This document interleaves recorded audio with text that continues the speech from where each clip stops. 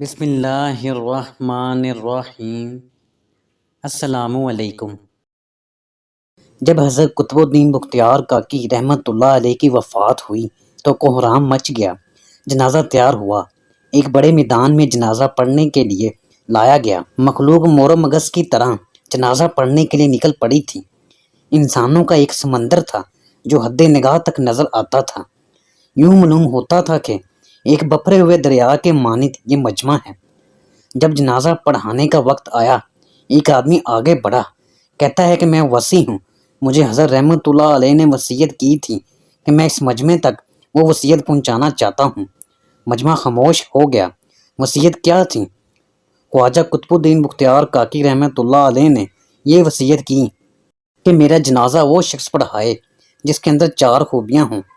پہلی خوبی یہ کہ زندگی میں اس کی تکبیر اولیٰ کبھی قضا نہ ہوئی ہو، اور دوسری شرط اس کی تہجد کی نماز کبھی قضا نہ ہوئی ہو۔ تیسری بات یہ کہ اس نے غیر محرم پر کبھی بھی بری نظر نہ ڈالی ہو۔ چوتھی بات یہ کہ اتنا عبادت گزار ہو حتیٰ کہ اس نے عصر کی سنتیں بھی کبھی نہ چھوڑی ہوں۔ جس شخص میں 4 یہ خوبیاں موجود ہوں وہ میرا جنازہ پڑھائے۔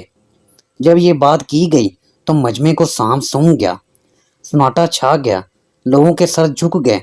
کون ہے جو قدم آگے بڑھائے؟ کافی دیر ہو گئی حتیٰ کہ ایک شخص روتا ہوا آگے بڑھا، حضرت قطب الدین بختیار کاکی رحمت اللہ علیہ کے جنازے کے قریب آیا، جنازے سے چادر ہٹائی اور کہا، قطب الدین آپ خود تو فوت ہو گئے لیکن مجھے رسوا کر دیا۔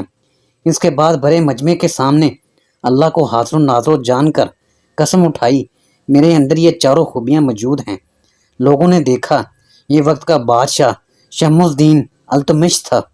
یہ ایسا بادشاہ تھا جس کے اندر یہ 4 خوبیاں موجود تھیں، یعنی اس کی کبھی تکبیر اولیٰ قضا نہ ہوئی تھی اور نہ اس کی تہجد کی نماز کبھی قضا ہوئی تھی۔